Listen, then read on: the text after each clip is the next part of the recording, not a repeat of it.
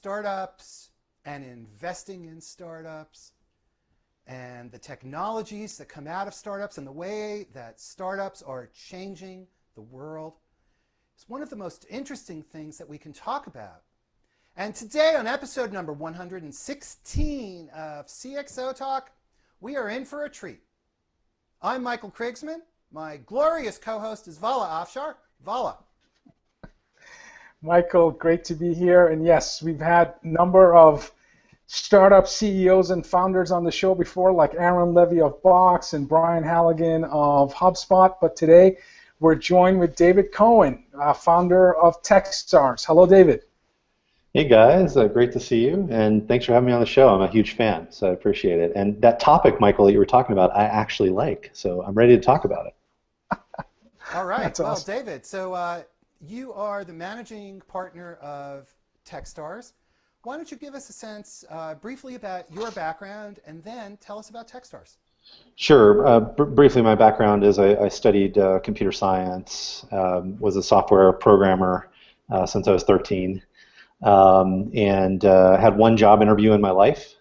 I got that job and only worked there for about a year. Started a company as an entrepreneur to compete, essentially do what they were doing but do it better.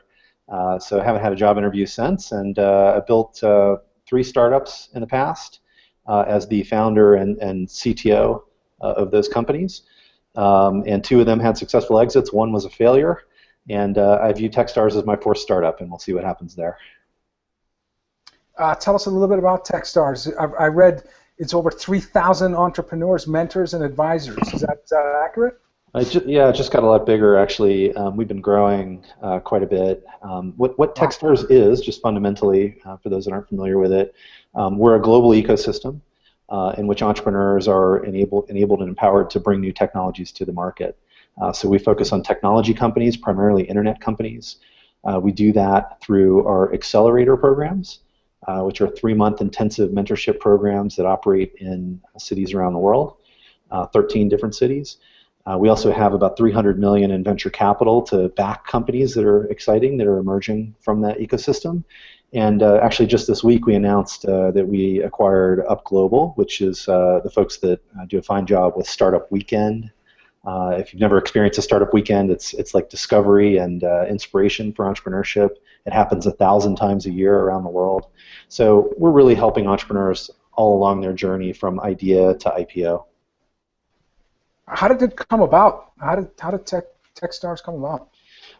So we started, I'm in Boulder, Colorado today, and that's where we started, and that's where our headquarters is, although we operate and have offices in many major cities throughout the US and Europe.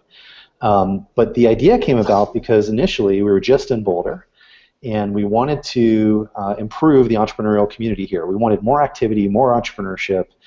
We took a 20-year view towards that. Myself, Brad Feld, who's a highly regarded venture capitalist that's here, and a good friend, Jared Polis, and David Brown. The 4 of us wanted to make Boulder better as an ecosystem over a long period of time and find a way to do angel investing that made more sense. And so the way we thought of to do that was to invent the mentorship-driven accelerator model.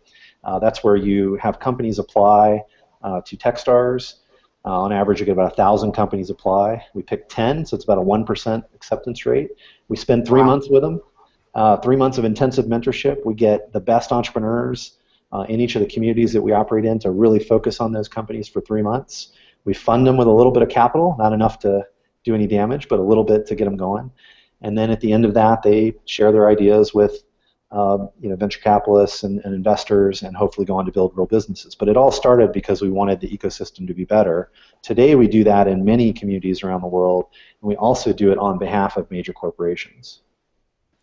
And so you call yourself a network, and what's the significance of that, and how is this different from traditional venture capital investing? Well, the history of venture capital, like the history of many things in our world, is this hierarchical view.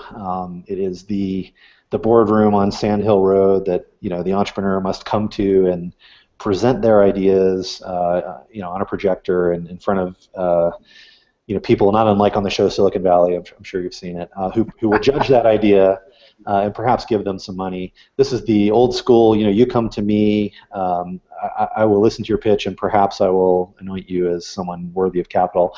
The way it works today in entrepreneurship, because of the accelerator movement, is that it's much more of a network effect. It's network over hierarchy. And so in each community, take New York, for example, we have about 150 mentors. We have 10 companies that are being mentored by them for an intensive period, and then we have a global network that looks like that stamped out across major cities like Chicago and Seattle and London and Berlin and all over the world. And so it's a global ecosystem of people, because the power is in the network, that want to see these startups be successful, that are fully capable of funding these startups, right, inside the network, whether they are mentors, investors who are helping and mentoring, or alumni who've already had an exit and are coming back to angel invest. So we think it's a new flipped model for venture capital, and we put network ideas first over the ideas of old school hierarchy. So out of 1,000 companies, you turned down 990. That's right. For those lucky 10 that you select, what are the themes? What are the attributes, characteristics that you look for that lucky 1%? Yeah, so this is in the accelerator activity where they get the first funding from us and that 3 months of intensive mentorship. I would say Startup Weekend and everything's super inclusive. To get to this next level, yeah, it's a 1% acceptance rate. It's a lower acceptance rate than Harvard, MIT, Stanford, et cetera, so it's tough to get in. And I think what we're looking for in order, there's 6 things that we talk about all the time. Thing 1 is team. It's very much about who's on this team and how they know each other and what their capabilities are. Thing 2 is team. Thing 3 is team also. So we're heavily focused on team. And then fourth, is market. What market are they in? Is it shrinking, growing, changing, somehow interesting? And then progress is the 5th thing we look for. They do stuff. We have this theory. We're pretty sure it's correct. We think that entrepreneurs do stuff. They don't just talk about stuff. And so we look for signs that they actually do stuff. And then thing number 6 is idea. I put it number 6 only to help people understand that it's last. It does matter. It's bonus points. Good ideas, of course, matter, but they're going to change a lot, and it's really much more about the team and the market and their ability to get stuff done. Now, the mentors are extremely important. So how do you choose the mentors, and what are the characteristics that make a great mentor? Yeah. So the mentors, there are 2,000 of them that are global now in the network that help these companies locally. By and large, they're people that we've done business with in one way or another.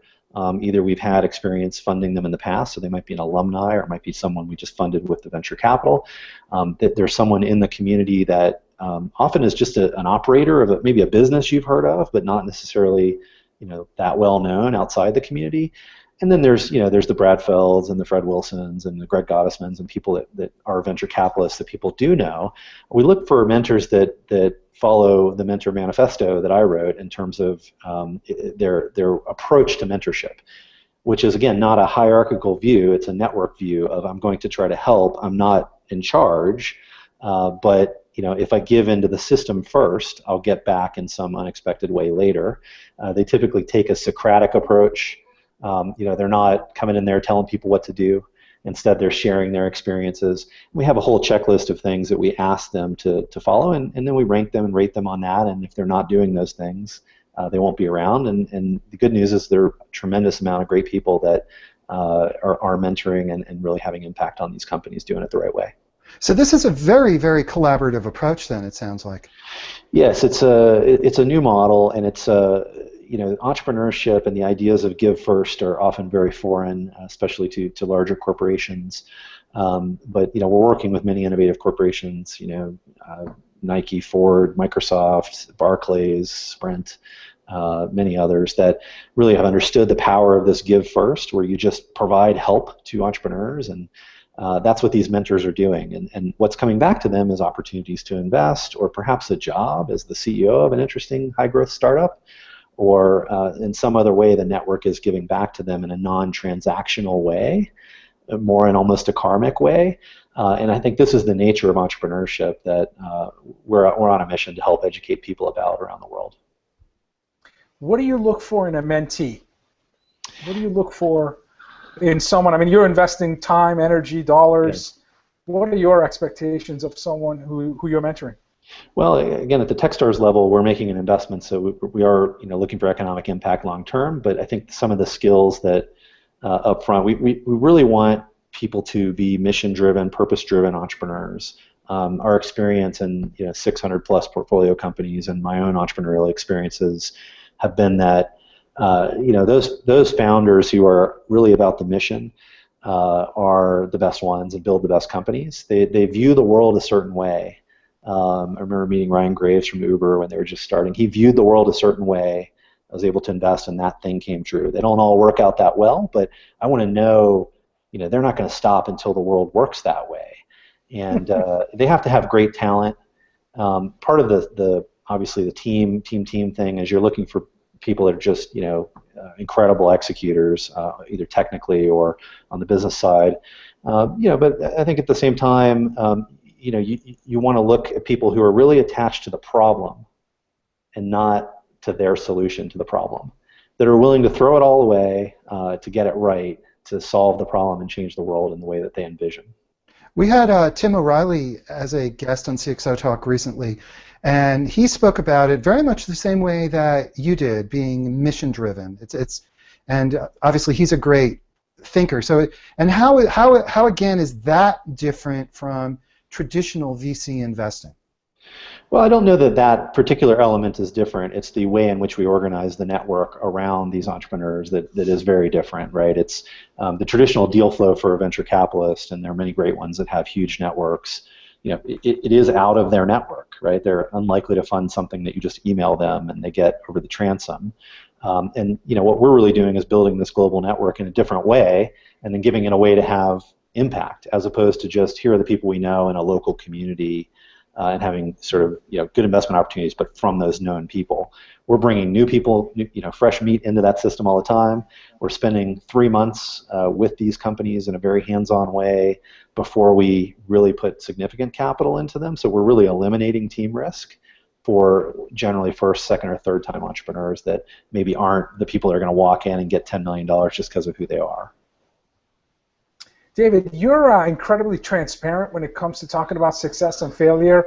Right out of the gate, you gave us a background. You said, I started 3 companies, 2 succeeded, 1 failed. And from what I've read, your definition of failure is not quite failure because of how you handled that particular situation. But why so transparent? Why is that in your DNA and how you conduct business? Well, I think first of all, it is just natural.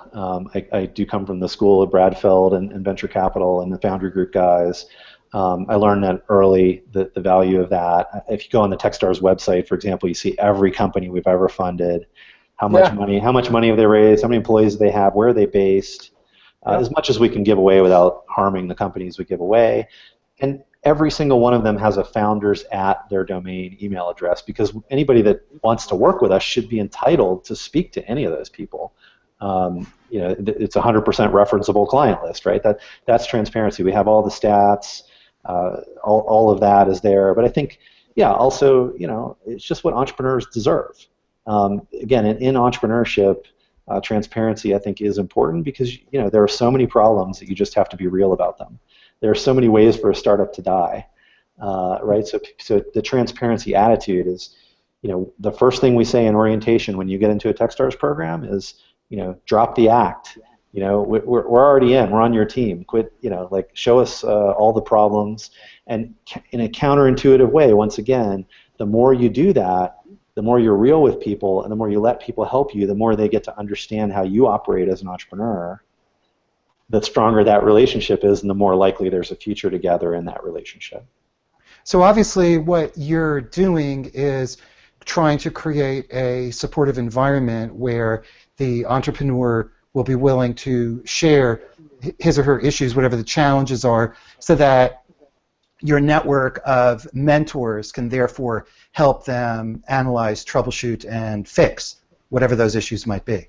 That's right. I mean, they benefit from the experience of those mentors, and the best mentors once again say, they don't say, here's how you fix it. They say, oh, this happened to me once, and here's what I did, and here's what's good about it, and here's what was bad about it. And often, startups are about managing psychology, and so you have all of these, experienced psychologists around that are operators that have done it before, that help you through the difficult times which are inevitable. We shift the topic to corporate innovation. We've had folks like Alex Osterwalder, best-selling international author, talk about how big companies just fail to innovate at the speed to stay relevant. Average age of a company on S&P 500 is about 12 years now. It used to be 60, 70 years. Do you see corporations using startups to either augment or completely replace their innovation efforts and product and solution roadmaps? Absolutely. I think one stat I saw was the Fortune 500 is 50% different than it was, I can't remember, it was 10 or 20 years ago, right? I mean, these big companies are not big anymore, or other ones are becoming bigger. And I think, everyone understands in larger companies the value of innovation, but it's a mystery to many people, and they bring in their VP of innovation who has some experience with this, but there's a cultural tide sometimes that makes it difficult. There are very few successful corporate venture capital funds that have sustained. You've got your Intels and Qualcomms and a few others, but most companies have not figured it out. So what happened to us is we got approached early on by Microsoft. Early on, they were a partner of ours, and they said, "Hey, we want you to run an accelerator that's just like what you do, but around our technology sets." So at that time, that was Azure, their platform, and Connect, the motion control platform.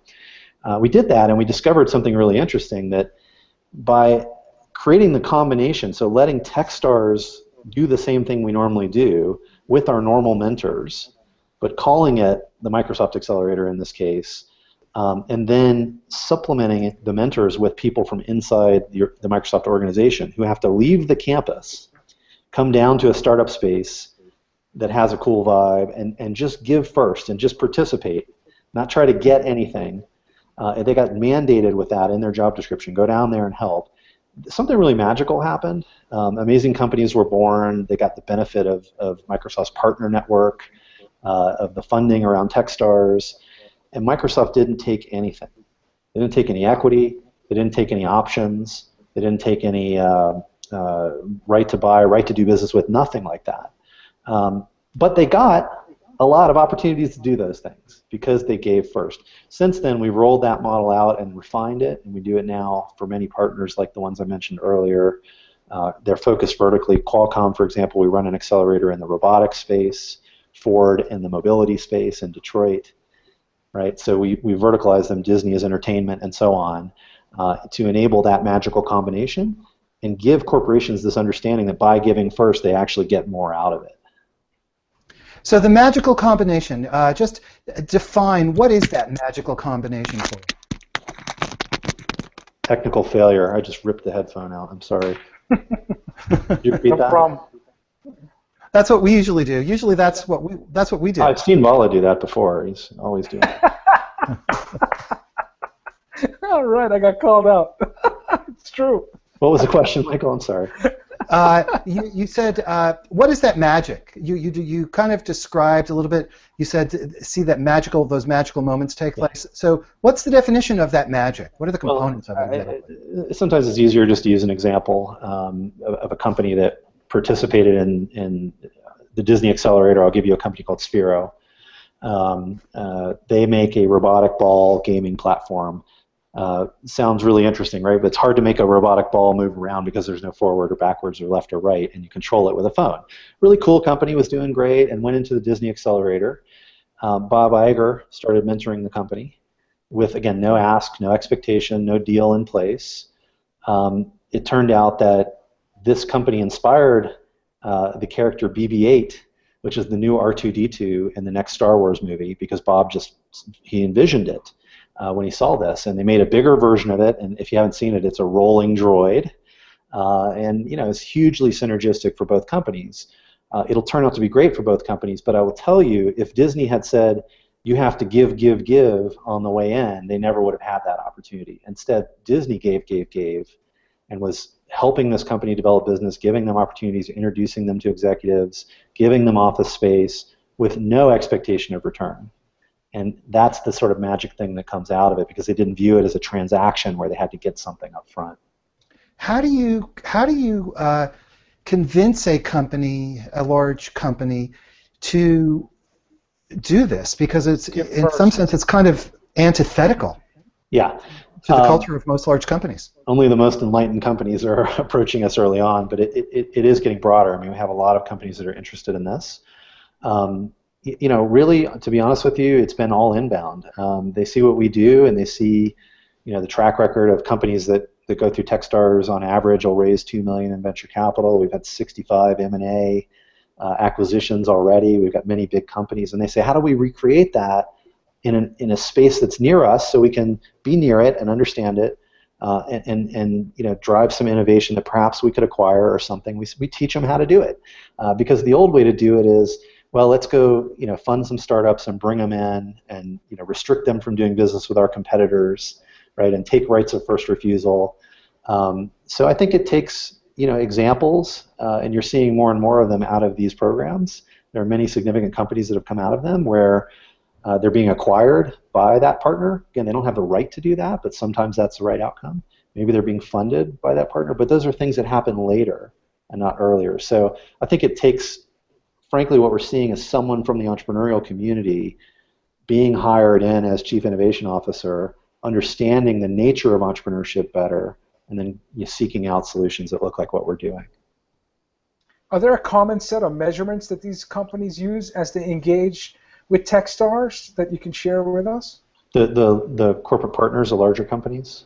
Yes. Yeah, are they key performance indicators or scorecards, or what do they use to evaluate progress based on mutually acceptable time? So it depends on the corporation. I'll give you a couple examples, but when we were running programs with Nike, what they really cared about at that moment in time, they had this Nike Fuel API. They make the Fuel band, and we're trying to sort of create this point system for activity, which obviously is taken off hugely since then. Things like Fitbit going public the other day, very similar types of ideas.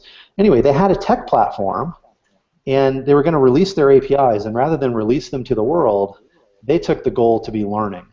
Let's go get 10 high potential startups and just give them this before anybody else and see what they can do, right? And they pushed the envelope on that technology and informed Nike about what they should do to make it better, right? So in Nike's case, it was learning. Now, they got a lot of PR out of it, and that didn't hurt. In the case of Kaplan, right, around EdTech, it was much more about, well, we want some opportunities to invest. But we don't want to invest in stuff until we can experience it, right? We want to essentially have these companies around for 3 months. And ultimately, once we've lived with them for 3 months, we'll have a better idea of who we want to invest in. So let's use this model to do that. And of course, again, they didn't have the right to invest, but here's the magical result is, I think in the first program, I think 8 of 10 companies did take an investment from Kaplan because it was mutually beneficial, not because they had to, right, after the program. So in a sense, you have a different model of corporate innovation from the standpoint of large companies working with startups to the benefit of both, and the model that you've developed offers less risk to the large company and at the same time gives the benefits to the smaller company and creates an opportunity for them to work collaboratively together to see, hey, is there something good here? And when you have that freedom, all kinds of goodness seems to emerge. Yeah, the thought exercise would be, what if a giant hotel chain or a giant travel company had accelerated Airbnb, right? Wow. Could they have controlled that or shaped that to be more beneficial to them rather than really eating away at their business? So I think the larger corporations will realize we are going to be disrupted on many levels. Technology moves really quickly. Let's be close to it, add value to it, and have the opportunity to be the first mover on it because we understand it better rather than let it happen to us. I mean, I'm a CMO of a $600 million company, and I never thought about working with Techstars on an accelerator program to fuel innovation. How do you get this? I'm sorry, I apologize. You just named Nike, Qualcomm, Disney. I mean, some of the largest companies in the world. I had no idea. We got to get this out there. I should come on a talk show, and maybe get the word out a little bit. That's a good idea. Well, you are a managing partner, so can you tell us a little bit about what you do specifically? And I'd love to I will gladly spread the message. No question about that. Yeah, so there are four of us that are managing partners. My focus specifically in the organization is on the investment side. I'm the original founder, original operator of the business in 2007. David Brown really was also a founder, but has only been active in the business for a couple of years now. He's our operations person. He makes the trains run on time and manages all the employees and whatnot. But Mark Solon and myself, we're primarily focused on how do we deploy the capital that we have intelligently throughout the ecosystem. So we're raising the money and we're deploying the money. Deploying it's much more fun. But that's what I do day to day. And I show up to these programs, I mentor as well, and I have close relationships with the individual managing directors that run these programs around the world. Got it. So let's talk about that transparency that you mentioned earlier. And you publish, which is really unusual, you publish the companies that you've invested in, who's been acquired, and their success rates or failure rates. And you've invested in 401 active companies, 67 have been acquired, and 58 have failed. So first off, are you happy with these numbers? What do you think about these numbers, your report card? Well, they probably changed since whenever you printed them, right? Because we're funding about 200 a year at this pace around the world. But yeah, I mean, obviously, you have a selection bias. We're picking 1% of the companies that apply, so you would expect that these would be somewhat interesting companies, and obviously they are. Those companies have raised $1.5 billion in venture capital. They employ thousands of people. My report card is, are we creating a better ecosystem for these companies to be successful every day? I think we absolutely are. You can't really look at these numbers, it's the nature of venture capital, for about 20 years. Ask me then, how many companies did we create that became very meaningful, sustainable, long-lasting companies that have an impact on the world? I feel like there's 8 or 9 multi-billion-dollar companies in the portfolio. I only know 3 or 4 of them. Right, but there's probably 5 more that given all the promising companies that are out there. And so, we're thrilled with it, mostly because we feel like we're advancing the opportunities for these entrepreneurs. Can you talk to us a little bit about some of the main challenges, and maybe we'll focus on SaaS startups. What are some of the challenges that they're facing?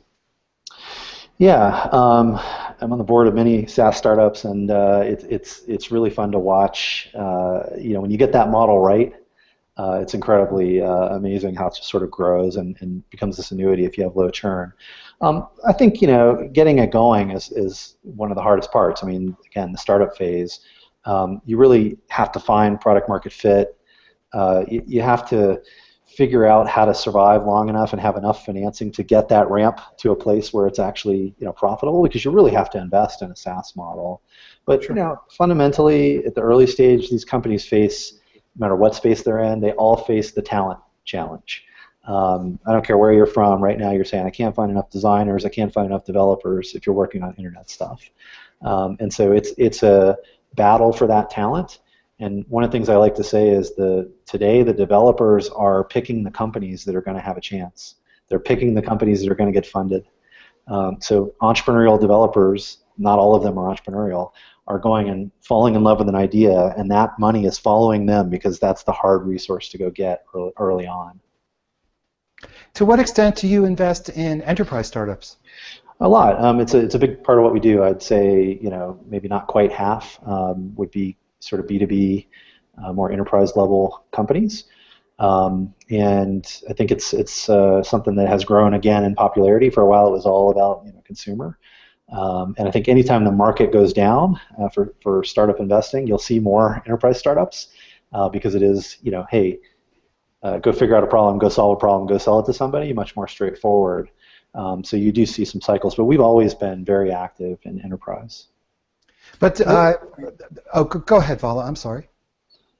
No, I was going to say, every other article I read is questioning the role of the CIO and whether they can ever earn a seat at the, the strategic table. What do you see happening in IT, and why do you think so many people are questioning IT's ability to drive business results and desired outcomes?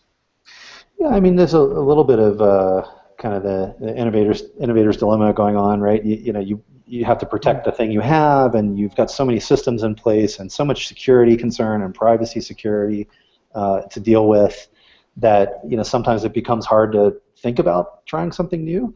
And some of the organizational structures out there that I find really interesting, I keep mentioning Qualcomm. They have a venture fund and a venture group that sustainably has worked. It's one of the top corporate innovation venture funds out there. They don't just do strategic stuff. They do stuff that could someday be product they have, but the organization of it I think is really interesting. It's all organized under, I think, the CTO. So it's not reporting to the CEO, it's reporting to the CTO. So it's technology and innovation in that area that is the purpose of that thing.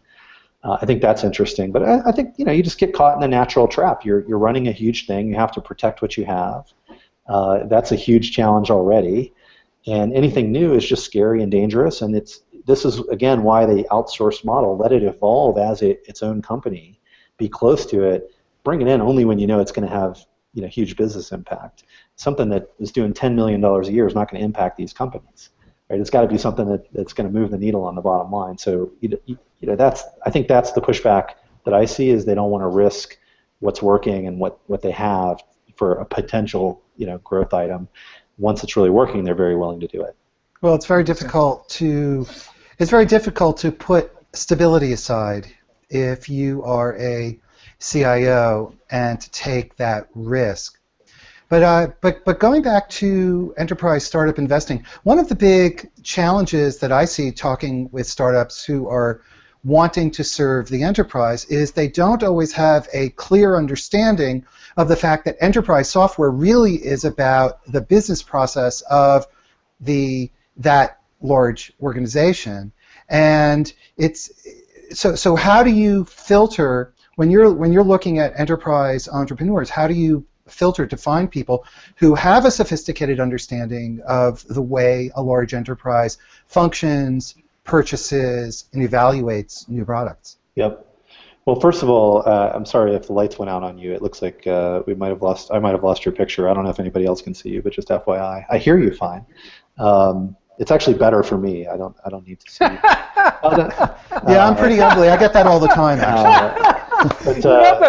You're not the first guest to say that. Yeah, this happens to me all the time. But that I think, Michael, the question is indicative of, again, a model that we don't find ourselves trapped in, because what we do is we go to partner with the enterprise, right? And we have mentors who are selling enterprise software, who are working in the enterprise, helping the entrepreneur navigate that, right? And I think, again, this is why the network is so important. It's not just, hey, do we know anybody at Disney? It's, we're working with every level of the executive team, right? We can have them help guide. One of the most valuable things is when an executive from a company like that comes in and speaks to our companies and says, here's every division inside this company and how you navigate it and what they care about.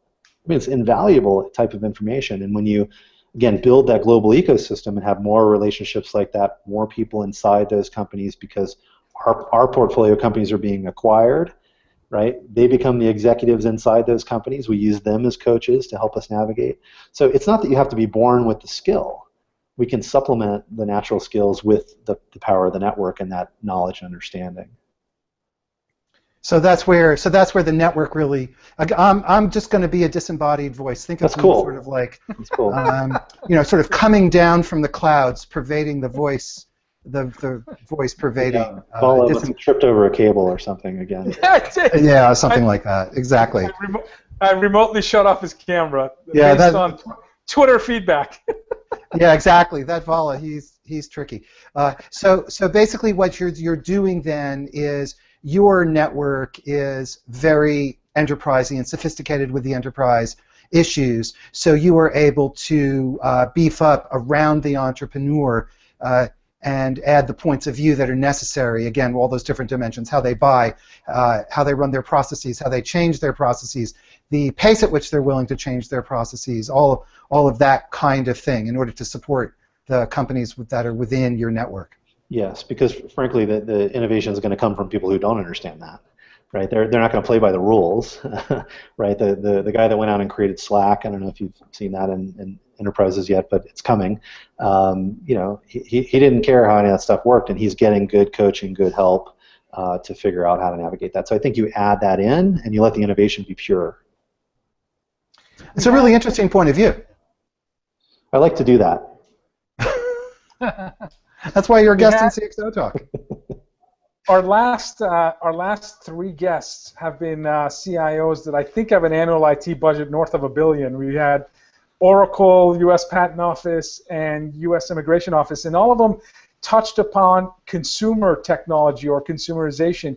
Do you see enterprise and consumer space merging in terms of the need for mobility, social, apps, data, and so on and so forth? Yeah, I think in 20 years we won't even be talking about that, segmentation anymore. If you think about a company like Dropbox, which is the common example, is that a consumer internet company? Is that a personal internet company? Is that an enterprise company? Yes, it's a solution to a problem that ranges through all of that. Has levels that you can graduate through.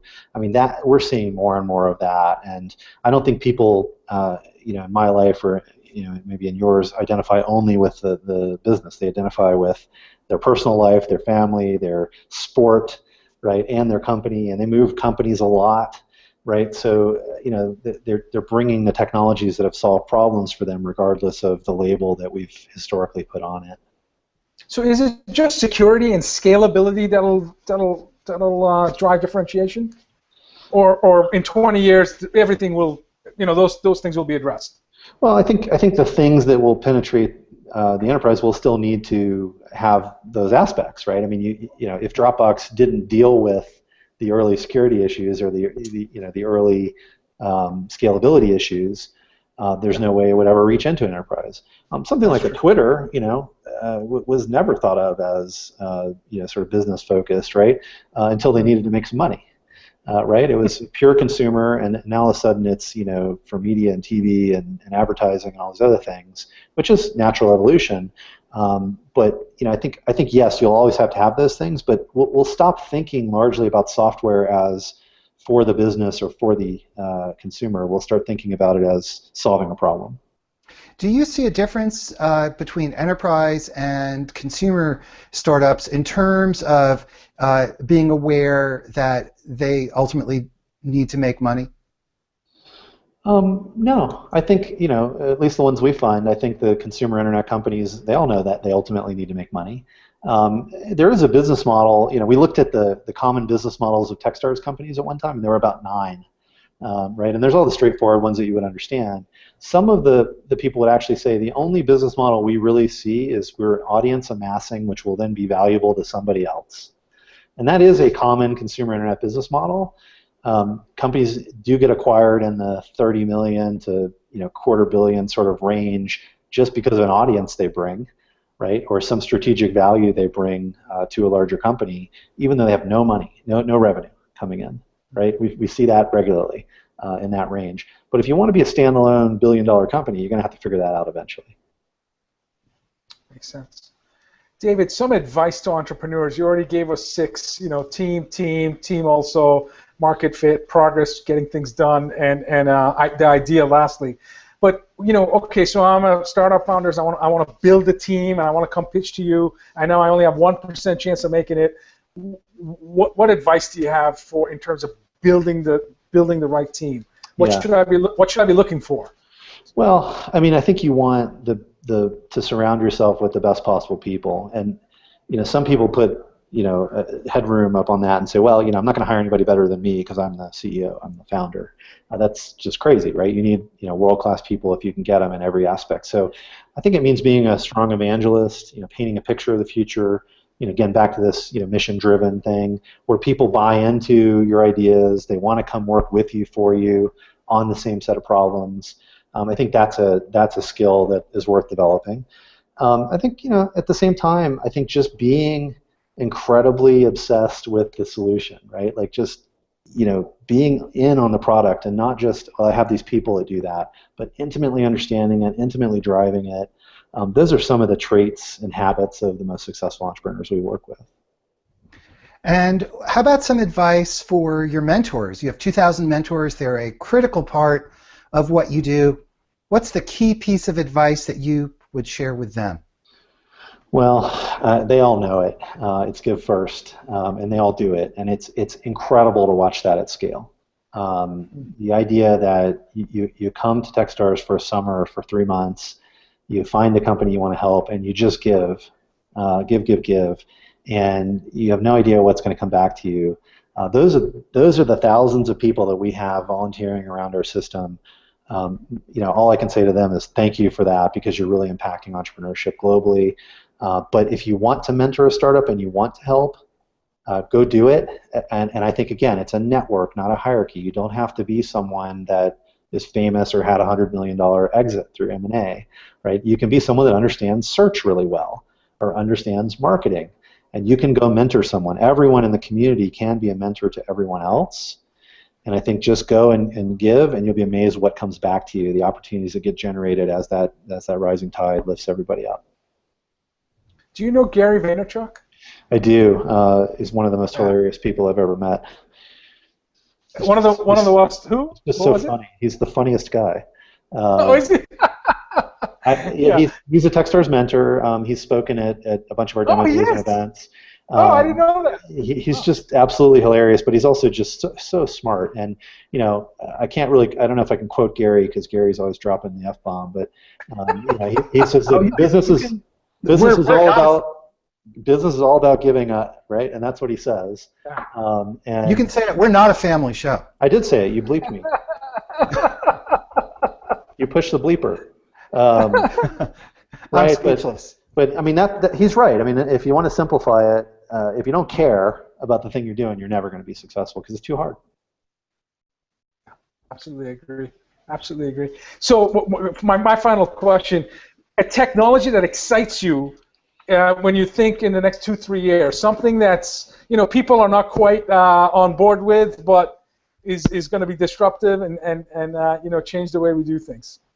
Yeah, well, there's so many. I really want to say teleportation, but I just can't. It's not coming. I was in Boston yesterday. I'm in Europe next week. I mean, geez, how great would that be? But in the realm of reality, I guess I'd stick with transportation. I think it's going to happen a lot quicker than people even understand. That we're going to have the autonomous cars. That's going to present a new wave of challenges for safety. These cars are being programmed right now. In what situation do I run this person over or kill that person versus the 3 over there on the other side? I mean, they're going to be some really interesting technology decisions to be made, right? And I think we're going to start to see this much sooner than people imagine it. And I think transportation is one of those fundamental human needs, like communication, where when things change, it changes a lot. What about Hyperloop? Is that something? Similar, yeah. I'd like to see that happen quick. I mean, San Francisco to LA. I always envisioned it being underground, but I guess Elon's got it above ground. And final question: what grabs your attention as an investor more than anything else that you just want to see? In terms of a technology, or? In terms of some, people are coming to pitch you. They want money. Oh, I mean, the passion, and passion's such an easy word to say, but I look them in the eye, and I can see that they will not rest, they will not stop until this thing about the world changes. I want to see that fire. I want to see that understanding when I talk to them. And I guess the second thing I would say is I want them to be really honest about it. I want to see their vulnerabilities, the problems with it, the challenges, have real conversations about it. But sort of these traits of people that can't be stopped. They're going to run through every brick wall to get that thing done, no matter how painful, how long it takes. It's not about an exit. It's not about making money. Those are secondary to changing the world. That's awesome. Okay. That's awesome. I can see why you've only had one interview in your life. You were meant to do bigger, better things. That's awesome. I'm totally inspired. Very nice. Well, cool. Well, I love the show, and it's awesome to be on. I love a lot of the guests you've had on are pretty amazing. I've watched a bunch of the episodes, so hopefully I can live up to that, and some people got something out of it. You certainly have. Thank you. Well, you have been great. We have been talking with David Cohen, who is the managing partner of Techstars, a large network of investors, startups, and mentors. David, is that a good way to characterize it? Beautiful. And this has been episode number 116 of CXO Talk.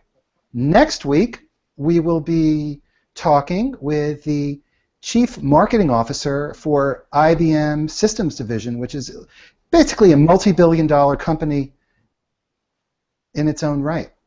I'm Michael Krigsman. My gloriously fabulous co-host, Vala Afshar. Vala, I hope this week the force is with you in the full extent of its glory. Michael, I'm going to be sending an email to a bunch of CIOs and CMOs of the largest companies in the world and letting them know about David Cohen and Techstars. That's what I'm doing. So have a great weekend to you both. Thanks. David, thank you so much. Thanks for having me. And everybody, thanks for watching, and come back next time for episode number 117. Be there or be square. Bye-bye.